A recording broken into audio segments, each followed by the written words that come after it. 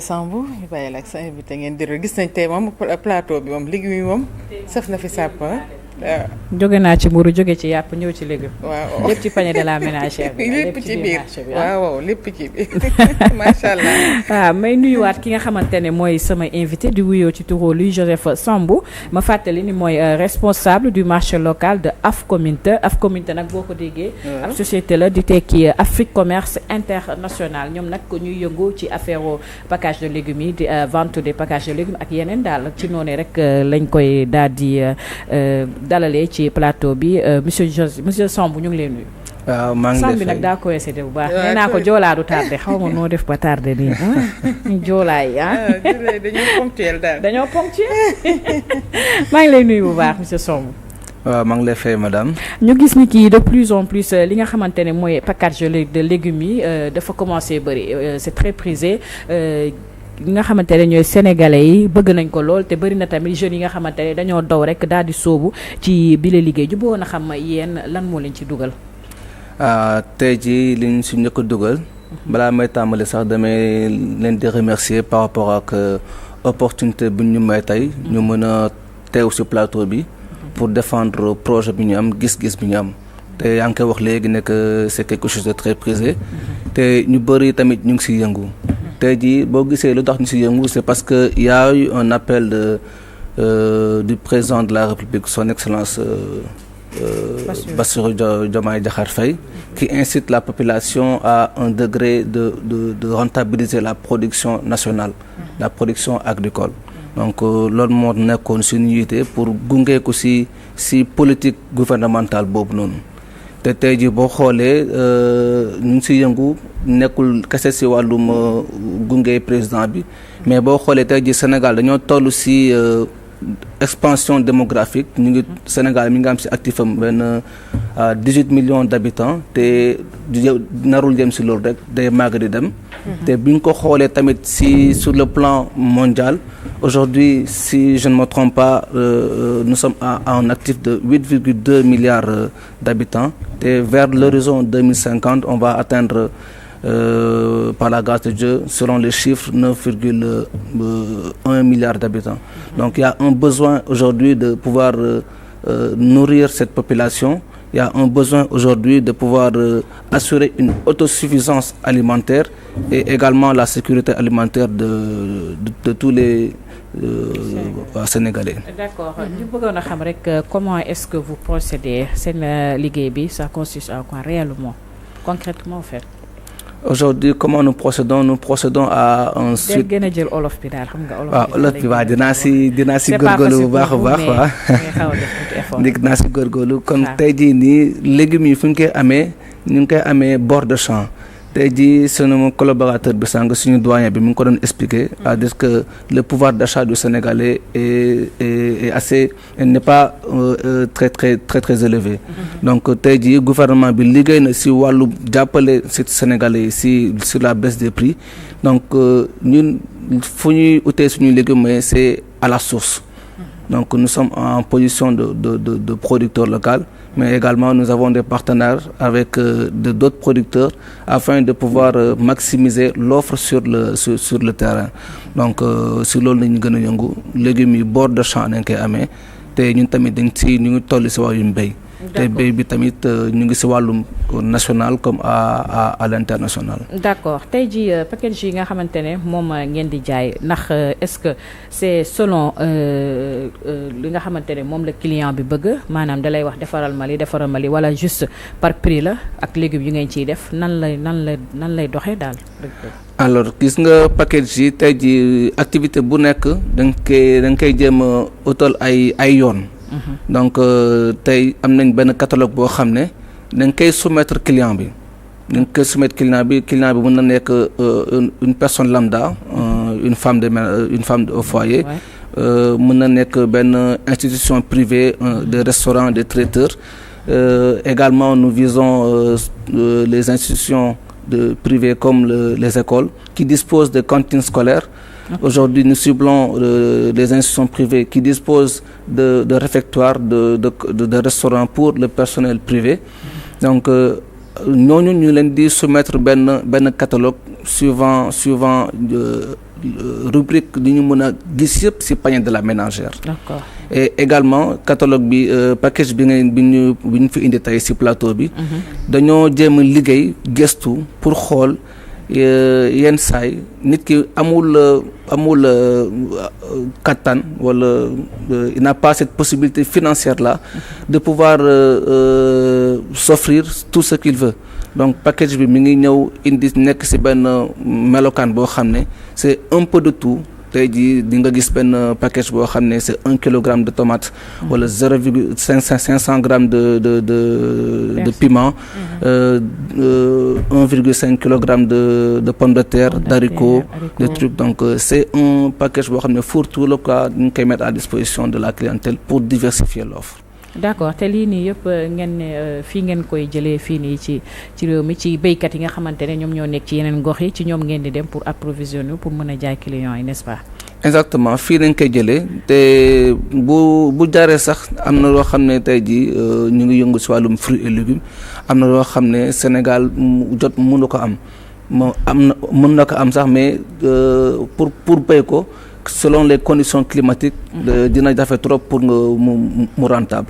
Donc la majorité des articles que nous vendons est issue de la production nationale. D'accord. Voilà. Aujourd'hui tey ngeen def package tey ban impact tey la mën a indi ci ki nga xamante ne mooy client bi naka la ko mbir yi arrangé ci yéen ngeen gis ni ki business bii nii ñu ngi koy def waaye les clients sont satisfaits benn retour ngeen ci am ak comment est-ce que lan mooy seen démarche tey. Ok, bon impact nañ ci amee tey jii on a eu beaucoup de retours de nos clients, un retour vraiment grâce à Dieu des retours qui sont positifs dans un sens où client bi mu ngi ci gis coono boo xam ne ñu ngi ko koy teggil.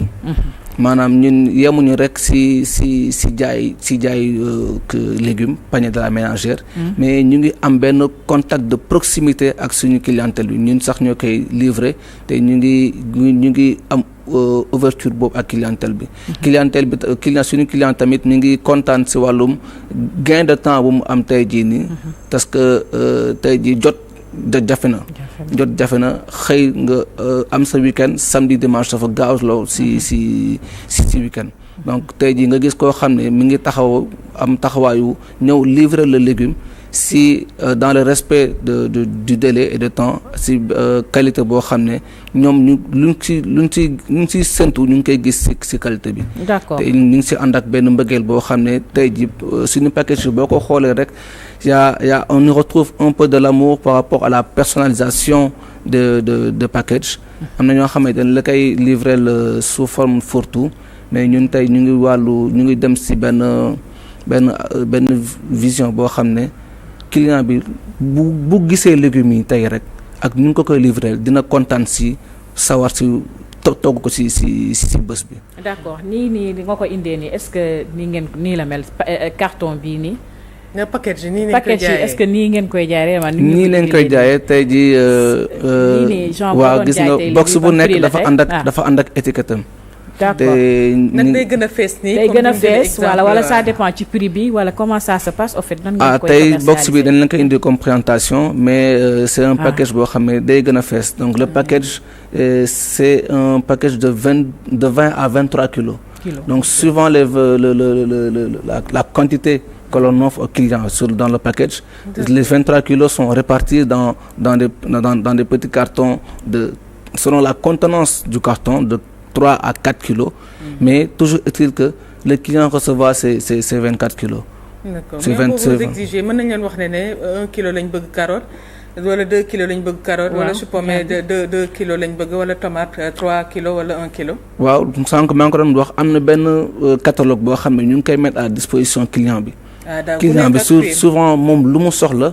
catalogue bi ak c'est am na article yëpp ak prix yi. donc client bi lu mu soxla donc nous sommes à l'écoute de la clientèle.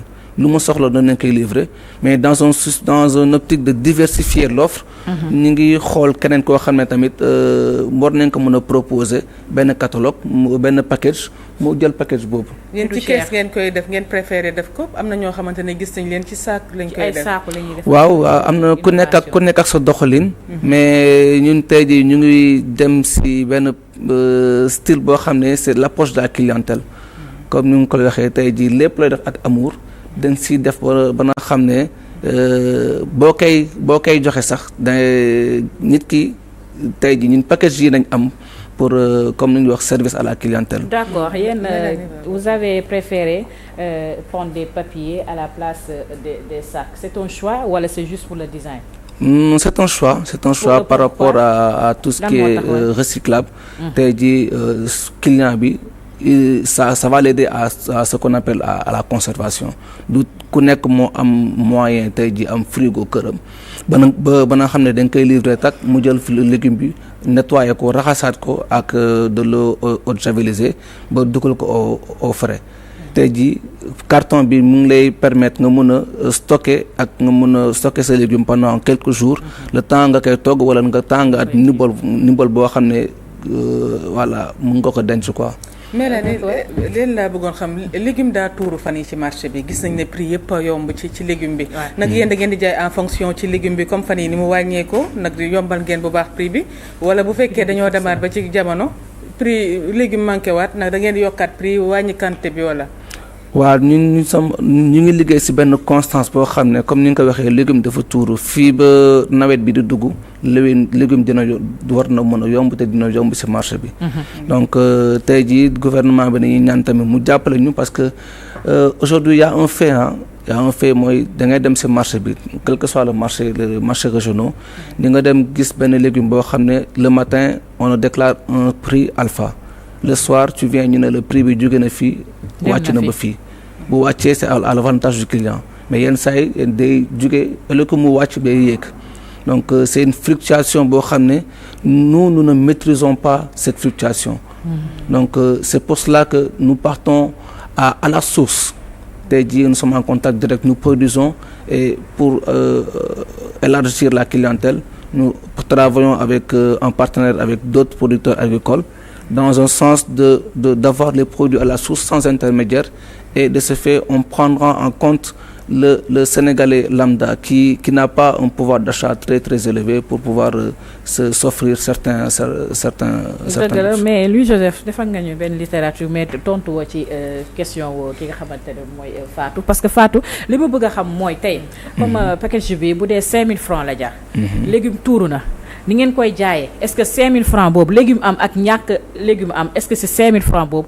noonu ngeen koy jaayee amul tey quantité bi yokk 23 kilos 5000 francs amul tey ñu dem def ko ne comme légume am na léegi 25 kilos 5000 francs la wala ñu ne légume moo amut 23 kilos yi fu mu des fa lay des légume am ak ñàkk am 23 kilos 5000 francs la. est-ce que am nañ possibilité tey. waaw loolu mooy suñu vision tey jii loolu mooy suñu vision mooy quel que soit le temps qu'il fait que nous soyons en saison ou bien en contre-saison que le prix soit accessible nan laa ko mën a comment je peux dire ça en français comment je peux défendre cette vision c'est-à-dire que aujourd'hui je vais lancer un appel à toutes les personnes de bonne volonté toutes les personnes qui ont cette ressource-là et également le gouvernement à nous aider à amplifier les centres de conditionnement tey jii centre de conditionnement moo la mën a permettre nga mën a am une disponibilité de légumes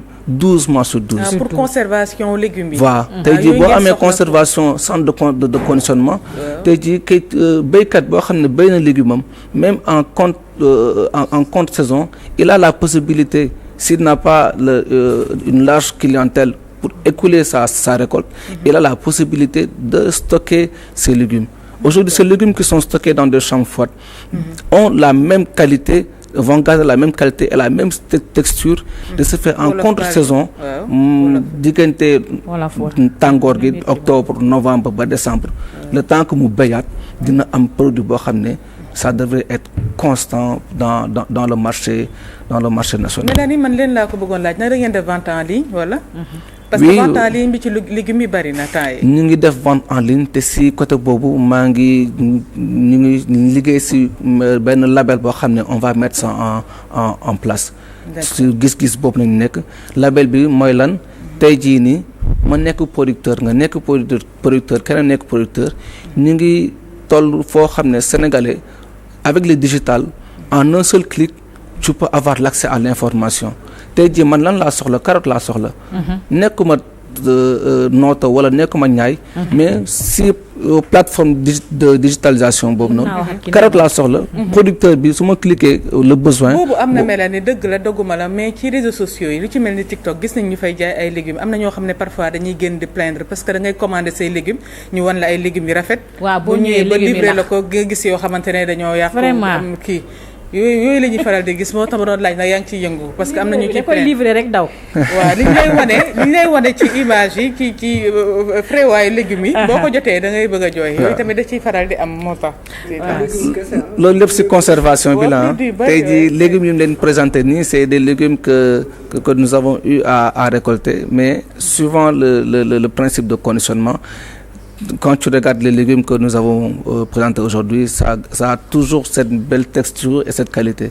Si conservation bi le légume dafa soxla loo xam ne ça a besoin de fraîcheur que warul nekk si dans un espace en contact avec le soleil te dama jàpp ne que peut-être que c'est un manque de maîtrise mooy ñi koy def noonu comme ni ko wax ñu bëri ñu si yëngu te c'est peut-être à but lucratif mais quelque chose quand tu le fais avec passion boo si yëngu ak mbëggeel cofeel bi nekk si yow moom ngay transmettre sa client bi donc nga livrer légume boo xam ne par rapport ak yéen Joseph ba Mélanie dama koy laaj parce que carton yi ma gis daa xaw a tuuti am na yoo xam ne dañuy def sac 5000 def ko ba mu fees dell waaw par rapport man nag carton yi maa ngi koy soog a gis bi bon tey lii étiquette de présentation la moo tax bëggoon naa laajoon naa ko sax mais Joseph moom da nga koy laajte mu mel ni day tourner ci kii bi rek waaye ba tey duñu xaw a toon maanaam tey ji carton yi nga ñu indil nee nañu genre exemple la mais tey ji seen packaging ñaata la jar tey ji dafa am carton boo xam ne moo gën a mag ak naka ngeen koy jaay ak yu ndaw yi ndax 2000 francs la est-ce que c'est accessible à tous les bourses yéen li ngeen di def jox benn aperçu waaw mais leen wax ne comme bii bu fekkoon na nga ko def ba mu fees ñaata la donc li ngay gis ni yëpp c'est un seul package ce n'est pas le carton qui fait le package oui ça c'est un seul package un package qui va pour nga carton bu nekk dafa am étiquette et dans l'étiquette tu vas retrouver 3 à 4 articles dedans donc si vous me permettez là en face de vous avez un mini carton et dans ce carton on y retrouve 2 kilogrammes de concombre, 1 kilogramme de manioc et une botte de persil chinois. Dans l'autre vous allez retrouver 500 grammes de piment, 2 kilogrammes de tomates, une botte de persil ordinaire, 1 kilogramme de citron et dans l'autre ainsi.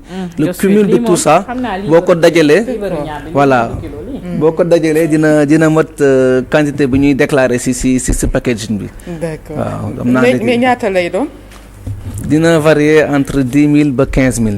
seen bés bari na de jamono légumes yi daa wàññeeku de prix bi ah 10 000 kii est-ce que war naa amati booy ndugg normalement 5 000. waaw war naa am ku am 5 000 tey jii bëgg ngeen jaay ko seen bi parce que gis nga sànq yaa ngi doon wax am na koo xam ne mi ngi proposer un prix à 5 000 te bu la livrer tey jii di nga xaw a daw boo doo bëgg commander waat parce que le prix est assez faible mais la qualité n'y est pas.